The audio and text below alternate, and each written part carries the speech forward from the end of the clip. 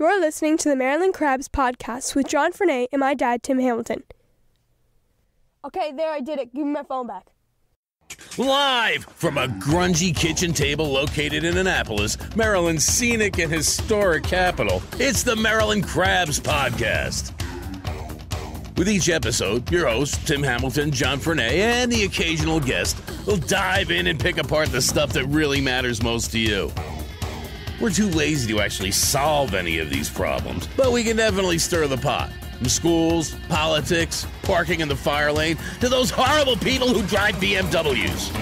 And here with this week's episode, live from the kitchen table, Tim Hamilton and John Frenaye. It's the Maryland Crabs. I sounded enthusiastic right there. Why? Because John's not here. Because John and I have decided to go our separate ways tonight. John told me that he is way too busy to do the intro with me because he is a very busy man. And actually he is. If you don't listen to his Annapolis daily briefing, you're going to want to, because days like today, and it's Tuesday, he was packed with news, and it was actually very informative, although I don't like to tell him that because I don't like to give him a swollen head. So I am doing this intro myself in my cozy house on a Tuesday night while the winds howl and the snows fall and, oh no wait, that's rain. Yep, we had rain today and everyone is freaking out. They closed all after school activities for the schools. They closed the federal government and sent everyone home early because of the rain. And let's take it down about 50,000 notches, Marylanders. I love Maryland. You are my people. But you're embarrassing me in front of my Facebook friends from Western Pennsylvania and upstate New York. We have a reputation of being snow sissies, and you guys aren't making me look any better. And I have to keep defending you guys, and I just can't. Let me set the standard here. How about we not freak out about snow unless there's actually snow on the ground? Let's start with that one. Let's actually have snow before we start freaking out about snow. That's all I want. Although I will say this, if you like drama, go to the Anne Arundel County Public Schools Facebook page on Facebook whenever there is a closing or not a closing or a late opening or not a late opening, because you'll watch the parents freak out because schools were closed or there's a late opening, or you'll see the teachers freak out because they have to go to school or there's not a late opening, and they all just do battle there, and I love it. I used to participate a little bit, but I just watch everyone freak out on that site. It's like a battle royale. Although I will say that the same people who complain about the roads not being safe and they want to protect their children, they're all at the mall. Later that day, let's be honest, they all go to the mall, so it's not that big of a deal. But if we get through this week, we're going to be okay, people, because there's supposed to be a deep freeze and we're not getting it. It looks like it's going to be in the 50s next week, although this weekend is a Super Bowl. And I love me a Super Bowl, although I'm a Redskins fan, so I have nothing to be excited about on this one. This one's kind of dull. We've got the Rams and we've got the Patriots, and I know everyone hates the Patriots, but I'm going to root for them anyway, just because I hate Pittsburgh. No, let me revise that. I hate Pittsburgh fans. They live in the past, and it drives me crazy. Whenever you have an argument about football, they talk about 6 rings, and can you top 6 rings, and Pittsburgh fans are essentially those guys in the small towns who sit in the bar and they're in their 40s and they're wearing their high school Letterman jackets and they just talk about scoring 5 touchdowns for Polk High back in the day. I am tired of them living the past, so I want to see the Patriots at least tie their record just to shut them up and to watch all their feelings be super hurt. Although I'm not a fan of the Rams either. LA should not even have a football team, and they have 2. They have the Rams and the Chargers, and I think history has proven that they can't support a football team. They have 2 basketball teams. They've got the Clippers and they've got the Lakers, and they only go to the games because it's a who's who once you're there. LA's not a sports town, and I have no tolerance for sports towns getting all these sports teams, and they don't care. They don't even know they're in the Super Bowl. New York, Boston, Chicago, Philly, even San Francisco, those are sports towns. LA is not a sports town. As a matter of fact, LA's stupid. I'm just going to put it out there. Although John's an Eagles fan. There's no more obnoxious fan than an Eagle fan. They're so obnoxious that they take pride in being obnoxious. I have friends from Philly and I love them. They're great, but they've gotten me ejected from more bars in my life because they just can't sit there quietly and drink a beer. They're just the most obnoxious people. And I'm a Redskins fan, and I think as all people know, Redskin fans are the quintessential gentlemen. We really are. We are fancy, fancy men. And let's face it, whether you like him or not, Tom Brady is the GOAT. He is the best. And yeah, I know people right now are screaming he's a cheater, but he's not doing anything that other quarterbacks weren't doing either, because if he were, they would have all been screaming about it when they busted him for it, and no one did. And if everyone's doing it, it's not cheating. And again, it's not that I'm a super fan, but he is the greatest of all time. He's pretty amazing. But I think it's going to be a stupid Super Bowl. I'm watching for the commercials and I'm watching for the halftime show. I don't even know who's playing at halftime. I just know it's going to suck. I'm Captain Positivity today. But one positive thing about the Super Bowl is what we're going to talk about today. It's the Super Bowl, S-O-U-P-E-R, Bowl. And that's going to be held at the Heritage Baptist Church on Super Bowl Sunday, which is February 3rd. That goes from 11:30 till 1:30. And we're going to talk about it here. I sat down at the Lighthouse Bistro with Chef Zachary Pope, who's with the Heritage Baptist Church. He's one of the organizers of the Super Bowl every year. It's their 13th year. And I also sat down with Kate Dawson, who's a Lighthouse Shelter volunteer manager. And we talk about the Super Bowl, and we talk about the food they're going to have and what the Lighthouse Shelter does. So let's get into it. After this break, we're going to sit down with Chef Zachary Pope and Kate Dawson. Very few things in life are so precious and so irreplaceable that we all must do our part to protect them. The Chesapeake Bay is one of those things. You can do your part by contributing to the Chesapeake Bay and Endangered Species Fund. It's that little line item you'll see at the very end of your Maryland tax return. Any amount you give makes a difference, and it's tax deductible. I'm Peter Francho, Maryland Comptroller. Our bay and rivers thank you. Learn more about the Chesapeake Bay Trust at cbtrust.org. When you're a community bank, you help your community however you can. Like being there for local business people, backing them up when they start up, advising them when they ask, standing by them so they can grow. Helping local businesses is one of the most important things we do at Severn Bank. I'm Alan Hyatt, chairman of the bank, but I'm also a proud supporter of businesses in Anne Arundel County. You know we never forget that here at the bank, we're a local business too. We face the same challenges and opportunities as any business, and we know how fortunate we are to have customers who stand beside us. That's why we stand beside you. If you have a business or you want to start a business, talk with us, because we're banking on you. Severn Bank, here with you. Online at severnbank.com. Member FDIC, Equal Housing Lender. Severn Bank is a trade name used by Severn Savings Bank. So we're at the Lighthouse Bistro, just hanging out. They're getting cranked up for the night. I'm looking for my beer. It hasn't arrived yet. And we're going to talk about the Super Bowl today, but not the Super Bowl, the soup, S-O-U-P, bowl. And I'm here with two guests here. We have Chef Zachary Pope. He's a chef, but he also works for the International Firefighters Association. Mm-hmm. Yeah. And I have Kate Dawson, who's a Lighthouse Shelter volunteer manager. Manager? The manager, yes. Programs manager. What if I promoted you right now to director? Ooh. Nice. They're not going to... You have to go back and say, that wasn't my idea. Yeah, it wasn't my idea. You have to take it up with them. And you guys are involved in something that's been going on for a while, about 13 years. So this is the 13th annual Super Bowl. It is. And so that's SOUP Super Bowl, and that takes place at the Heritage Baptist Church in Annapolis over on Forest Drive. Right, a church I've been a member of since 1980. I pass it all the time. 7. Mm-hmm. Well, it's a Protestant church, and my grandfather was so Catholic we couldn't even have Bushmills whiskey in the house because it was Proddy whiskey. It's Proddy whiskey. He's a little bit of a bigot. Yeah. But he was a lovable bigot. He was like an Archie Bunker type. Archie Bunker. He's dead now. Is it the lovable one? Yeah, he is. So this is on February 3rd, and that goes from, 11:30 to 1:30. 1:30. And so this is going to raise money for the Lighthouse Shelter, which is why we have the two of you together. And so tell us, you've been doing this for 13 years. You're just saying off mic. So run us down what's going to happen that day. So the Super Bowl is just that. It's the play on words, S-O-U-P. And I make chili, baked potato soup, and good old chicken noodle soup. And those are the 3 soups that I bring to this gathering. The idea started with our former pastor, Reverend Henry Green. And he said, you have to go back 13 years to the age to where the Lighthouse Shelter was. It was in this building. Yeah, we're on West Street right here. Where the bistro is now.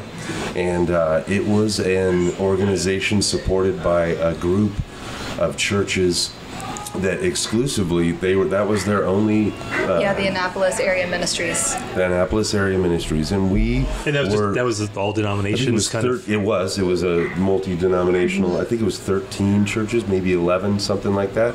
But we were part of that group. And among other things, we would contribute money, but we would contribute folks on different weekends to answer phones and do help people come in and out of the shelter. And the original volunteers. Yeah, the original volunteers, and that's the way. And so I remember that old shelter. It was really ramshackle. It was going on tough times, and this group of churches needed to generate funds, do something more to perpetuate the good idea that was the Lighthouse Shelter at that point in time. And the new facility is just amazing. Right. And of course, it's amazing how long have you been at that facility? So I've been there for a little over a year and a half now. It's actually, 24,400 square feet, and I'm telling you, we're already quickly growing out of it. It's only been, 8-9 years. Is it? Yeah. I took the tour when it was first opened, and it was state of the art, and it's still just absolutely amazing. But I was staggered at the number of people that the Lighthouse Shelter handles in a night. It's a lot. Yes. Well, so during the day, we actually have more people who are coming in, our community clients. They're the ones that are coming in to get the hot lunch, the bag lunches, and then they're using probably the most crucial service that we offer is the Safe Harbor Resource Center. So it's where people can come in and they can get groceries, they can get assistance with eviction, they can talk to our client advocate, Karen, who works with the community clients to kind of get them the things that they need, the different resources, whether it's help finding a home or getting a sleeping bag or a tent. We offer so many services through that area, and you're right, it's just tons of people who are coming in every day, over 2,000 clients throughout the year. That's amazing. And it's definitely a long distance between what we're describing now and the function of the Lighthouse Shelter now and what it was 13 years ago. She just said eight years ago was when the facility was occupied, right? And so for those other 5 years, it was struggling at the end, and then the right people got a hold of the ideas, and there were a few very key influential people that really raised all the funds and made all this stuff happen. Really campaigned. Really did really good things, and so that group of churches was no longer the sole support for this great idea that we in a way perpetuated and tried to keep alive. But that's where this idea came from 13 years ago, was what can we do to raise a little bit of funds? And so Reverend Henry Green said, hey, what do we as Baptists at Heritage Baptist, but what do we as Baptists do really well? Well, one of the things that Baptists are known for singing is cooking, is preparing food, meeting and eating, as my grandmother liked to say, and that's just meet and eat, and we'll figure it out, And so we just invited the community, and it started out. I'm pretty sure it started out with this menu.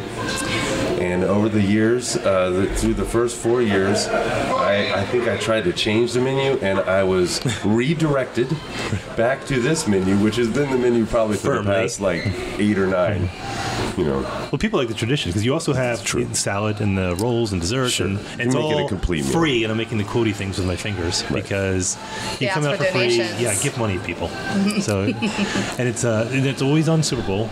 It's always on Super Bowl Sunday, well before the game. And the idea there too is that folks who may not have time to actually sit down and eat, it can almost be a drive-through kind of thing where you give your donation and we'll load up whatever container you bring, and you all can enjoy them knowing that you contributed to a great cause, and enjoy these soups, chilies, whatever, while you're watching the game later on. I know, let's be honest. So I grew up in the Catholic Church, and we would have the spaghetti dinners and everything, and they sucked. But you were a chef. So this is a far cry from what I grew up with. This is not, you're opening up cans of soup. This is the real deal. This is the real deal. I put my heart and soul into everything I cook, really. I have a kind of a long history in the Annapolis area, and so, I'm guaranteeing that this is going to be good food. So we got chili, and we've got the chicken noodle. And chili, and let me even add in there. It's not screaming hot. Like have a gallon of water or milk around before you eat the chili. This is a broad, well-seasoned, good-tasting. It's got beef and pork and beans all in there together in that nice zesty tomato kind of medium, and it's just absolutely delicious. One of my tricks, I'll even let it go. I love to use dried fruit, like apricots, and so you take a bunch of apricots and a bunch of like charred onion, and you puree them together, and you fold that in, and it adds this sweetness and depth to the chili that some people say, man, that's really good chili, and that's one of the reasons why they may be saying that. Again, much better than the crap that we had at our St. James of Francis de Chanel, which is a great school, great church, but we are spaghetti dinners. Well, I got to be honest, I did a tour actually for some of your people today. They came in and they were expressing interest in volunteering and working closely throughout the year outside of the Super Bowl, and they mentioned the chili. They all said that I could come and I should get that because that's the one that they love the most. So now the baked potato one, that's one I like. The baked potato, and those, thank you. I like the baked potato one myself. I'm a potato guy. And the idea originally, 13 years ago with those, was you use the same toppings, the scallions, the sour cream, and cheddar cheese. Both of those are universal on both the baked potato soup as well as the chili. And so it's a catch-all. Right. So that was just the thinking behind that continues to work well. And then the chicken noodle catches all the kids. So there's no reason not to bring the kids. Heritage is always a kid-friendly church. We have... It would be great right now if you just said, don't bring the kids. We just don't. No kids. Our church especially is if they're not... crying. We also have that Heritage Learning Center, which has just about every kid that's grown up in Annapolis has either themselves or their brother or older sister or something like that have been through that Heritage Learning Center. Now so that church that's the big one. You have a lot of property there. That's the one on outbound Forest Drive. That's right across from like the Lido Pizza and the Soul. Correct. So it's right across. It's a really big one. Yes. Yep. Kind of just down from that Safeway there, where Mafe used to be, on that side of the road, where Maryland Auto Insurance Fund that they're building some other government I'm excited. office. I know. If its office is gonna be boring, I was gonna hope it's something good. They're putting a Royal Farms on Forest Drive. Oh, everyone's going to get that fried chicken. Everyone's very upset. Half the people are upset about it. We're just talking about the Eastport Forum. Yeah, well, they do decent fried chicken. They do decent. He's had a great place down there, too. It was Chesapeake Chicken. That was all the way down Forest Drive. It was ridiculous. I've heard really good things about, Soul as well. Soul's really I'm pretty sure we have some really good chicken here as well at the bistro. The bistro, the Lighthouse Bistro is just amazing. If you never come here, they do a great job. They just do dinners, I believe, but we've eaten here before. It's just amazing. And they take the chefs who they train the people who work. The best program, which is and they're not just saying it's awesome. It's the best. It is the BEST program. BEST, Building Employment Success Training. It's kind of twofold. So we have the culinary side, which is everything from julienne to barbecue, front of the house, back of the house, catering, and then they get Serve Safe and Tip certified, which are national models for people getting jobs in any kitchen, really. In my job right now, I can only hire folks with Serve Safe and food handlers certifications. Right. So once they get those certifications, they can really work in any kitchen around the nation. It's huge. And then the other side is facility maintenance. So we have a partnership with Anne Arundel Workforce Development where they do basic training for just about everything. Drywalling, plumbing. I think they even did a little welding this time, janitorial duties, landscaping, painting, all of it. And then they also get certified to lead to internships, apprenticeships, and even further their education and different tech jobs. So walk me through this. This is actually pretty amazing. I always thought this is incredible because it's not just, the Lighthouse Shelter is not just sheltering people. It's just not keeping here for the night. It's not just the status quo where we'll feed them, give them a safe place to sleep, which is all admirable in and of itself. But they're actually giving these folks real life skills that they can take out and they can find jobs. That's a really incredible program. Well, yeah, exactly. That's exactly what we are. We're a total program. When people come come in, they agree to create a plan, go through the different steps to succeed in that plan and be self-sustaining when they leave. So one of the programs that we offer is the BEST program. It's not necessarily our residents. I mean, though some of our residents are in the program, it's really open to anyone that wants to apply and start a new career and get those basic skills in either the culinary facility maintenance field as well as the soft skills for finding employment. So that's just one of the programs that we offer, but really at the Lighthouse we have so many other ones. For our residents, we actually have educational programs. We do things like Career Start, which helps people figure out where they want to end up in their career, self-identifying barriers, and then being able to work up to that dream goal of whichever job they would really like to achieve. Because at the end of the day, when you're thinking about it, if you are just getting whatever low-income job you can, it's not going to sustain you over time. You want to try to figure out that end goal career and work your way up to it. So we help people achieve that, as well as so many other different things that we offer for our community clients. It's really just, it's so broad with food and everything. It's an incredible empowerment program, and these guys each over the past few years that have come and ladled here on Super Bowl Sunday are always they're on fire. They know that they are headed in the right direction. They feel they've gotten this fresh chance, this opportunity, and I can see it in them. I hear it when they talk, and bless their hearts, all they're doing is ladling soup that afternoon. But man, they are the guys and gals that you want behind those pots, representing the Lighthouse Shelter, representing the heart of this function. Well, and I mean, going off of that, yesterday we had our BEST graduation, and everyone gets up and they speak about their experiences, not only, pre-BEST, but during BEST and what they hope for after they, achieve this training. And everyone's just so hopeful. They feel like they've really been given a chance to pursue something that they're really passionate about. And I think that's the best part of the program, is that, the people that want to be in the BEST program, or really at the Lighthouse in general, are the ones that want to make a change in their life. And that's what we hope to achieve by offering all these programs and support system through the food and the classes and everything to make sure that they get to that goal. We were talking about that the other day. I was talking to someone about public housing, and just the issue that we have, not only in Annapolis, but public housing in general, is that it is just, unfortunately, a place where you warehouse people throughout the generations, that they're not given a lot of hope, they're not given a lot of direction. So, when you look at holistically, how do we solve poverty, how do we get people out of this, and you say, well, what are we supposed to do? But if you go around Annapolis and Anne Arundel County especially this time of year, when there's little wooded plots off Route 2 or something, and you see little tents and makeshift tents in there, what have you. Yes. And because they're invisible. The homeless people are, unless you're in San Francisco, where it's very evident in your face, but we have plenty of homeless that are here in Annapolis. But I think when I look at the Lighthouse Shelter and what they do is that they give people, and I don't want to sound cliche or corny, but it gives them hope, because they have a sense of purpose that it gives them the tools to get out of that, and that to me is just absolutely incredible. Well, I think it even goes a little beyond that. It's more than hope. It's a relationship.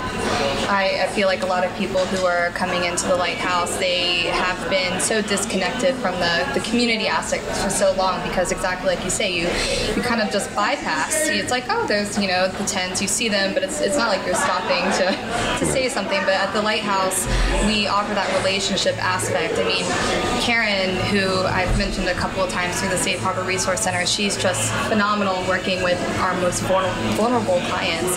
So they're the ones that are coming in. A lot of them are actually chronically homeless, so they've been homeless for a very long time, haven't really had that hope of getting out of it, have been trying to kind of figure out a way to maybe get out of it, but a lot of them are struggling with, different traumas that keep them from doing that. And actually, recently there was a veteran who was living in Florida for, 4 or 5 years as a homeless veteran. And he decided that he was going to make the trip up to the DC area so that he could be closer to the VA.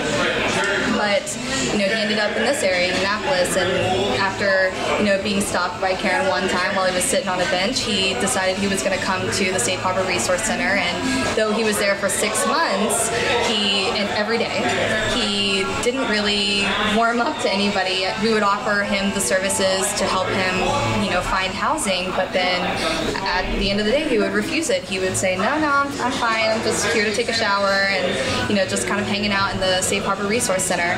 But then, over time, he developed a relationship with Karen, and they started talking a little more, and he began to trust her. And she finally said, hey, let's, call the representative from the Baltimore VA. And she also came 3 times before he would talk to her, because it really is relational. Like, if you are not able to connect with this person, then you can't expect to get the information from them. I mean, it is their life, and a lot of them are feeling different traumas and even shame for the things that they've gone through. So finally, after 6-7 months, they were able to get him starting that conversation, and through the help of the Baltimore VA and the Department of Social Services, he got a housing voucher, which is that's awesome. Which is so crazy. I mean, this chronically homeless man went from having to live on the streets for nearly 5 years to having his own place, and that's what we aim for. Is healing takes place in a relationship, but relationships take time to develop. So that's what we're really pushing that when we're working with community clients, and it's the same for our residents as well. There's a lot of what you just said. It makes me it's able to say in words like the same type of thing that Heritage tries to do in the community. This is a relationship that we have with the community. It's 13 years old. It's something that we're developing that just takes time. It takes time, and the heart of the people at the Lighthouse Shelter and the heart of Heritage is a nice blend, a nice marriage of these community involvement. That's exactly what this has always been about. And you can make a difference at such a low level. That's one of the things, is when you contribute to something on a national level, and they show that, why do people contribute when there's like a house fire or something that happens locally? It's because you see that what you're doing is making a difference. And I think that the Lighthouse and what you're doing at Heritage Baptist is so amazing, is because you can see the instant results for what you're doing. That you can see it at ground level and see that you are making a difference. Because people forget, I think in this country especially, poverty is seen almost as a character flaw, by society as a whole. That it's laziness, or you did something to deserve this. And the same thing goes with some of the causes of homelessness, like addiction, is seen as a character flaw. Well, you're the one who did this, and you ended up out there. But we have so many veterans who are on the streets. We have so many mental health issues. Well, it's so interesting that you say that, just because there's a client that was at the Lighthouse, and my favorite quote ever is, he said, there are 100 different people here, and they're all here for 100 different reasons. Yeah. And I do a training program for my volunteers who are helping in the Employment Resource Center, and I always start with, what are the causes of homelessness? What do you think makes people homeless? And addiction is definitely a number one answer, but a lot of people, they dive into it. I've gotten answers like gaps in employment, trauma, even divorce, and it makes people really think, because when you finally open yourself up to that mindset, then you start realizing like, it could really happen to anyone. And I think people get uncomfortable with that idea, because it really could. Well, in most cases, you don't just all of a sudden you're in your house watching your TV and everything, and the next day you're out on the streets. It's usually a gradual process. I always think about, I met this guy in 1989. I was 19 years old, and I was visiting San Francisco, and I was having a cigarette in the parking lot outside the original Tower Records that was out there, and this youngish black dude came with kind of short dreadlocks, came out, and he seemed old to me, but he's in his 30s, and he bummed a cigarette, and he goes, I come from a town so deep in Mississippi, you need a ladder to get there. He goes, but I clawed my way out. He goes, I paid my way through college.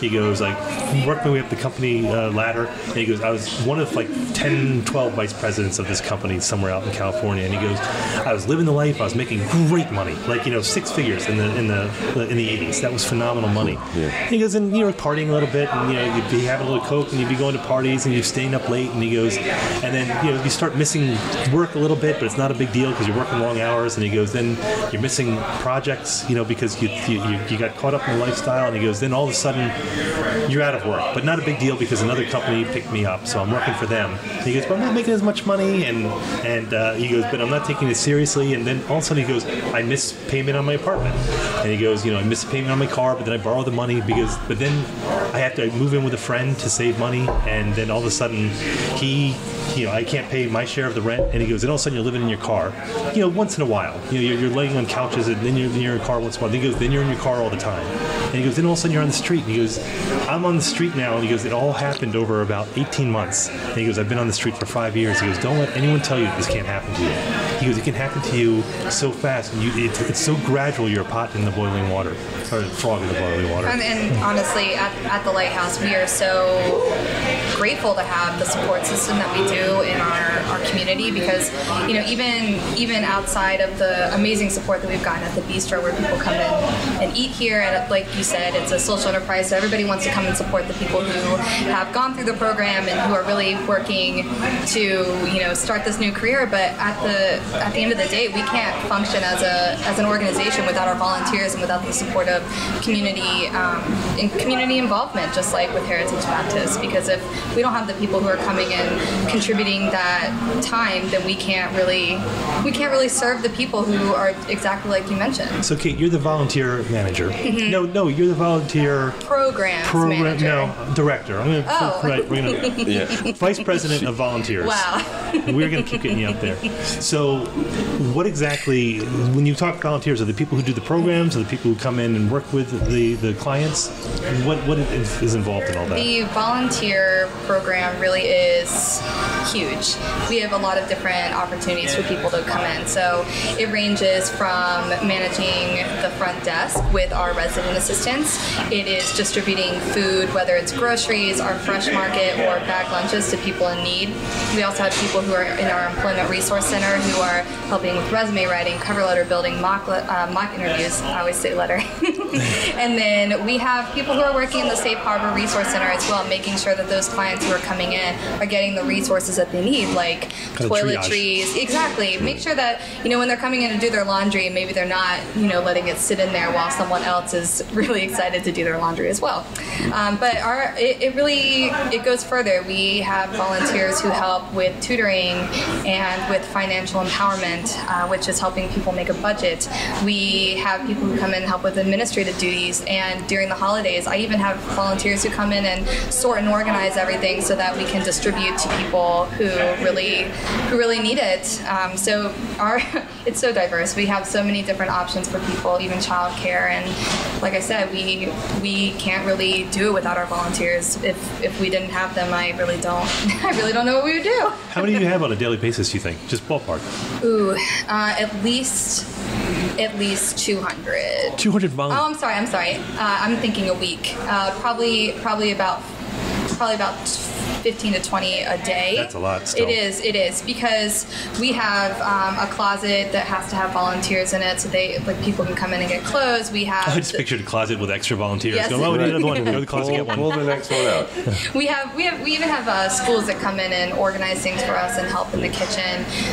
So between kids all who of the need hours to graduate too, like volunteer hours. So actually, those children groups are really just part of schools that we're partners with. So they'll come every Tuesday. We have a school group that comes in and they pack grocery bags, they help with our fresh market, hand out bag lunches, and if I have any organizational projects, they actually do that as well. And each group is always, like 8 or 10. So you can imagine that, just alone, that's quite a bit just on a Tuesday, plus our regular volunteers that are managing the other opportunities that we have. So over the course of a week, we actually have well over 200 volunteers that come through, just because if you think about it, our breakfasts and dinners are actually provided by our volunteers. So they get all the ingredients, they prepare it, they serve it, and then they are encouraged to eat with the residents, and we allow up to 10 people to do that. So just for breakfast and dinner alone, it can be upwards of 140 volunteers in a week. Wow, that's a lot. That's awesome. awesome. It's really neat. It's amazing manpower. That is why you are the president of volunteers. That's right. Yes, I actually, I just recently got the numbers for 2018, and we've, almost in our reporting, we've almost doubled in the amount of volunteers that we have from last year, just because we've had more groups bring people, which means that that's just more manpower that's coming through. I see that as people are attracted to things that they know are positive, and that is definitely the law of attraction right there, happening with tangible numerical results, that's so cool. Yeah, that's what, you see it right here. So that, a lot of the staff that's here at the Lighthouse Bistro, so, not only are they helping at the Super Bowl, but they're also, they work here, that they're learning skills that they can kind of take out, because, people don't think about that. When you want to put your life back together, how do you do that if you don't have a place to shower and get dressed and, clothes to wear and get prepared? And, where do you stay? Because it's 2 weeks to get your check, and even that check you're going to get is not going to be enough to live on your own. So, it takes a while to get on your feet.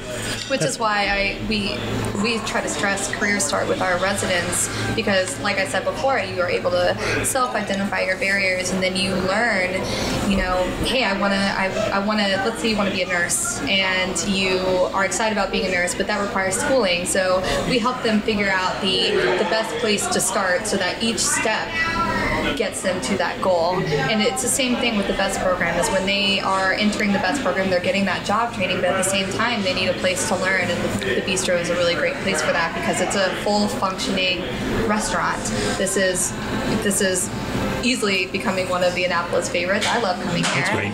And it is perfect for people who, either want a night on the town or have family coming into town or whatever it is, because, it's a full functioning, delicious restaurant, and it's all with trained people who really enjoy it. And who knew 13 years ago or whatever that as West Street continues to expand down this way, that, this is very much a popular area and growing.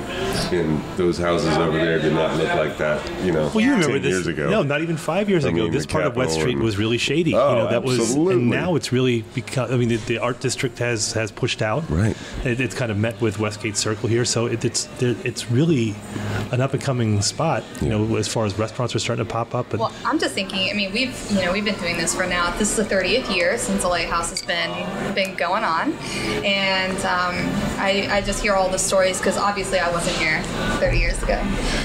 Very smug. Right. But I hear all these really amazing stories about how it started with, half were cots, half was like feeding people, and right here. And now it's crazy to imagine that growing from that, we have this amazing facility that has an art and music room, and gives all these different programs to people, and allows community clients to get out of the cold. And we've recently started coordinated entry, so even if we can't take people, we can help them get places where they need to go. It's such a big growth in such a small amount of time, and it seems like there's a lot of people who are really supportive of the mission, which, like I said, we need that in order to run. Well, even 15 years ago, I was thinking that when Lighthouse Shelter was here, it was there came a couple of years where I don't think people thought they were going to make it. They were going to last. They didn't have the funds, and that was during the economic boom. That was before the crash of 2008, but it was huge. So, what's Lee Hurt? She's just hearing? This is my favorite part. But it's amazing that the reinvention, just what it is. Like, you look at what it was the cots, and it was almost a boarded up building, to where it is down on Hudson Street, and it's just an amazing facility. And again, that's where 13 years ago there was a huge need, years and years ago. But 13 years ago we put the rubber to the road and said, we're gonna, Pastor Green said, we're going to do this, and we're going to cook for them. And Zach, wouldn't you like to cook for them? I said, of course I would. Of course I would. What do we have in mind? You can tell your pastor. And then I was as my friend over there likes to say, I was voluntold to go ahead and put a menu together. Right. Yeah. And it truly, that was the genesis. It was all about making sure this place did not close, making sure this place, no matter there was some poor mismanagement. No matter what the mismanagement was, now we're going to move in the right direction. And, what's our part in that? Well, our part was starting this Super Bowl Sunday. Now, do you work with other organizations? I know the churches have all been involved, but when it comes to the operations, do you have other nonprofits that work with? Oh, yes, we definitely do. So like I mentioned before, we are part of coordinated entry, which means that people can come and interview to be part of our program, but let's say our program's not the best for them, it actually goes into a system that everyone can access. So like the Department of Social Services can actually, access it and say, hey, maybe this place doesn't have a bed, but this fits what you need as well, so why don't we put you there? We also work with Winter Relief, so when people come in to register for Winter Relief, they can do that with us. And what's Winter Relief? Winter Relief is an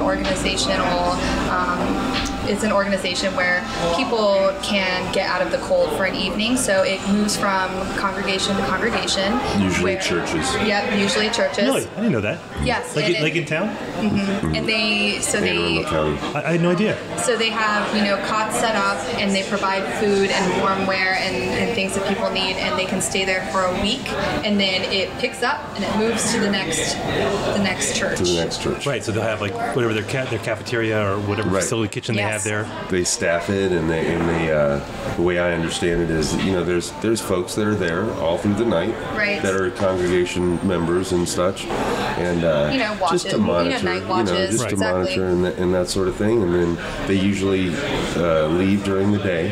They have stuff that they need to do, and time when they aren't there. Right? They come to the resource center, and then they return. But and you can be on it like indefinitely through the winter. There's some people that need it 6 weeks, and there's some people that need it 6 nights. One thing when Zach and I grew up on the other side of DC, and DC had House of Ruth. I think it's still there, and they do really great work now. But back in the 80s, it was House of Ruth on New York Avenue. Yeah, it could be kind of dangerous back then, so that you went there when it was desperate. But it could be a violent place. It could be taking your life into your own hands. And I think now they've made it a lot safer. But I understand with the rules that are in place at Lighthouse, and just about sobriety and about what you bring in with you. That it's extremely. It's a place where you can go that you're safe, that you can examine your situation, you can get training, you can kind of get on your feet, and the opportunities are all there. It definitely, I totally agree. And because we're able to work with all these different organizations, actually it's something that we've really focused on in the past few years, is really developing those partnerships with people in the area in Anne Arundel County, so that we can better serve our clients. Now, you're looking for people, like, we're talking about training, right? It's really more than training. When you're looking for partners, and you say, if, for example, the BEST program, I'd imagine that you have people who from the outside who come in and help run that from time to time. Yes, definitely. I mean, we're always looking for people to partner with concerning the BEST program, for sure, because at the end of the day, once they finish the training program, they need jobs. Right. And so those are definitely, yes, exactly. Chef Linda, she is So it's sort of like when you get an internship somewhere and then you parlay that into a job, which I didn't do in college, and I should have. You did? But I did not. Lots of cooks do that. It's like a built-in internship for them, so they have both on their resume And when they people know get Chef done. Linda around town, for sure. Now, who's Chef Linda? So I'm not in the know. Chef Linda has been working at the Lighthouse for over 7 years now, and she is the one that heads our culinary side of the BEST program. She's also the one that heads our kitchen, so make sure that everything is getting cooked for the hot lunches. And right now we're actually moving towards a client choice pantry, which means that people will be able to shop rather than us telling them what they want. When I say shop, it's air quotes. Obviously, it's still free. Yes. Right. But it'll be it's exactly choose. Why it's client choice. But it'll be an educational piece as well, because we don't want everyone just coming in and getting all the chips that we got donated. Maybe we want them to get the vegetables too. So it'll be color coded, and people can take a certain amount of things. And but she's really the one that's spearheading that idea. Do you have little gardens over there, anything like that? I'm fanatical about all that. Oh, about gardens? Oh, of course we do. You have the culinary gardens and all that? So we had it donated by the Midshipman Action Group. It's raised garden beds, as well as 8 different hydroponic gardens that were donated by a longtime volunteer. Nice. And the Four Rivers Garden. This. Oh, really? Yes. And then every year the Four Rivers Garden Club, as well as the Calvary United Methodist Church, fill our raised beds, and our volunteer Sue, she's the one that does all of the hydroponic gardens. So we use that as a training tool for our best program for sure. That way they know how to harvest it, where it comes from. We even actually with the raised garden beds, it's really great because if people are stressed out, a really great way to not be stressed out is to go weed. Weed. And it's funny, a lot of people actually really do that. There was a program years ago, I don't think it's active anymore, but it was in the area. It was called Plant a Row for the Hungry, and it was for people like me who garden, and then you're planting in June, and everything seems like a good idea, and then come August, you're like, well, what am I going to do with all this? Yeah, so it was a program where you could bring it into local garden centers, and they would distribute that to food pantries and what have you.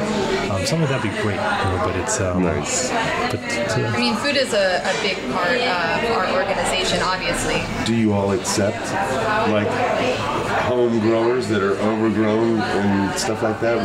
Would that be something that you would be able to accept? Actually, with produce, as long as it's boxed up and brought in, actually we have accepted those things.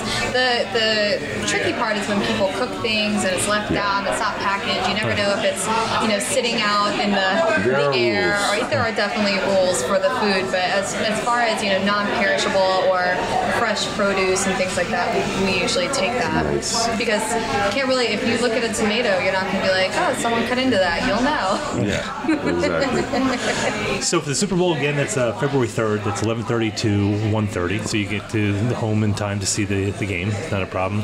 You actually have services at 10:30. You can wear We have services at 10:30. It's our main service. It's our morning service. That's Sunday morning. But you can wear your... Pastor Scott Shelton will lead the service that morning. And yes, we encourage that you wear any team. It could be Navy, it could be Army, it could be a professional team. The pastor himself is a native Texan, and I'm also from El Paso, so we're Cowboys fans. And that, of course, creates excellent,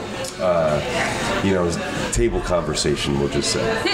And I just want to mention, we get such a great, unique group here on this day, because it's not just our church members. The way it started out 13 years ago, it was like 99% our church members and a few others. But this year, in fact, Mayor Buckley will be there at Super Bowl. I'm not sure when, but I would imagine around noon. He's wearing some sort of soccer jersey or something. Yeah, right. It is, this is football, people.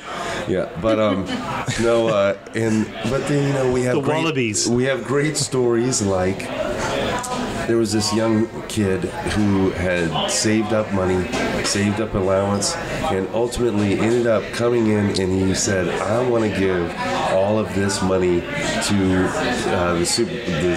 to donate to the Lighthouse Shelter. And it was his allowance, and it was a sizable amount. Oh, man, that's so cool. Over $100. I think it was closer to $200. Children are really so giving. Oh, they're amazing. Lee Hurts here, her eyes are getting all wet right now. It's amazing. And, there's folks that just show up out of the blue.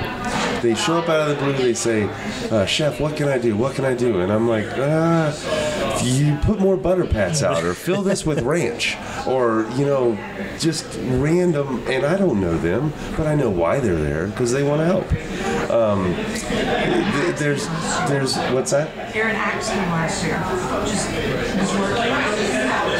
There's been some country singers, some label artists, and there's been Navy football players from time to time ladling, Navy basketball players.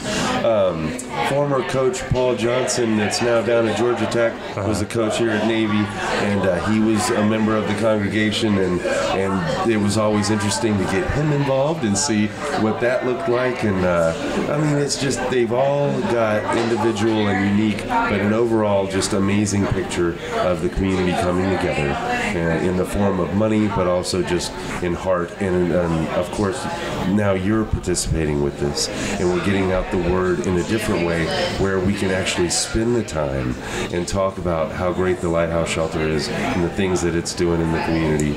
And that's what this thing was all about 13 years ago. And look where it's gone. So what do you both need from everybody? All the lazy people listening to this right now. What do we need for them? We just need them to not eat breakfast. Okay. Come on to church at 10:30 or just for the soup or whatever they want at 11:30, noon, 12:30. Come in right at like 1:15 to get the last of anything I have left.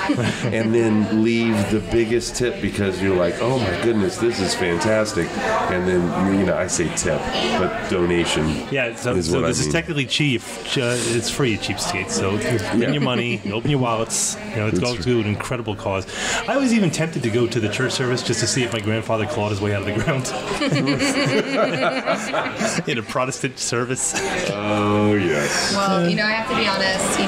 Once you go to the Super Bowl and you get to be all full from all the delicious things that you're going to eat, and you want to know a little bit more about the Lighthouse, I'm your girl. Please reach out, and I will happily give you information about how to volunteer, what we're doing, and expand on the things that we have going on if you're ever interested. All right, so reach out. That is Kate Dawson. She's a Lighthouse Shelter volunteer Programs king. manager. Program, that's right. Executive Vice President of Programs Management. She's managing this many people. We're gonna elevate her. It's a field promotion. That's what you got. And Zachary Pope, but your name is awesome. Zachary Pope. It's 3 syllables in one. Like bang. Bam. Yeah. Do you like that? Yeah, you have Zach Pope, and this is You could have been Pope. On Scandal. Yeah. Yeah, my name's so stupid. Yeah. Wait a minute. I'm Timothy Hamilton, so if I just change my name to like Ham, like Timothy Ham, that'd be better. See, and chefs love names with food. You see the ham? I'm sitting here all stupid going, Pope? What kind of food is Pope? No. Timothy Ham. Nice. I love ham. I like that too. So that's February 3rd from 11:30 a.m. to 1:30 at the Heritage Baptist Church. It's on 1744th Drive, Annapolis, kind of catty corner, sort of to the Safeway that's up there. That's right. It's across from the Soul. So don't eat breakfast. Go out there, eat for free, leave a ton of money. And you guys, thanks for coming. This has been great. Thank you so much. It was wonderful being here. And that was Chef Zachary Pope from the Heritage Baptist Church and Kate Dawson from Lighthouse Shelter. And we're talking about the Super Bowl. I'm actually going to go. I'm not going to go to the services for obvious reasons. As a lapsed Catholic, I don't think I'd switch teams after walking off the field years ago. It just doesn't seem fair to Catholicism. I spent all my time and efforts with that, and I think it'd be kind of smack in their face to lose such an incredible player like myself, only to have me picked up by the Protestants. But anyway, so definitely go out. I will see you there on Sunday. In the meantime, you can find us on social media. On Twitter, we're at MD Krabs Podcast. We have a Facebook group and we have a Facebook page. Find us on both of those.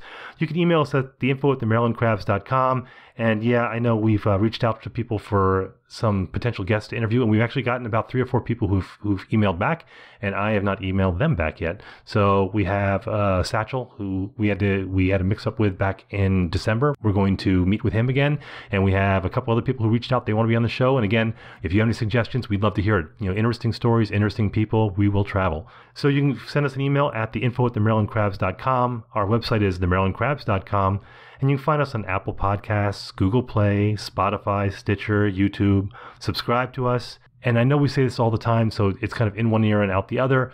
But please leave us a rating, leave us a review, something nice. Because what happens is that the algorithms from Apple Podcasts and Google Play help us to find other listeners, and they can hear how wonderful we are, and we would really like that. So if you write a review, it doesn't have to be a long one, at least give us a rating. We would love to have that as well. There's also some great other podcasts locally that you want to listen to. The Annapolis Podcast, more power to you. Annapolis Pintcast. They're all friends of ours, and they all do a fantastic job. A lot of work goes into these, so we want to see them rewarded as well. So that's it. That's our show for today. I think next week is John only. I'm getting the break. So you'll have the dulcet tones of Mr. John Fernay, and we'll be together the week after that. So until next week, thank you, folks. This has been the Maryland Krabs Podcast with Tim Hamilton and John Fernay. Sure to follow them in all the regular places, Facebook, Twitter, YouTube, and online at themarylandkrabs.com. Take a moment to rate us on iTunes. Now, get the hell out of my kitchen. Seriously, go! You're still here? It's over. Go home.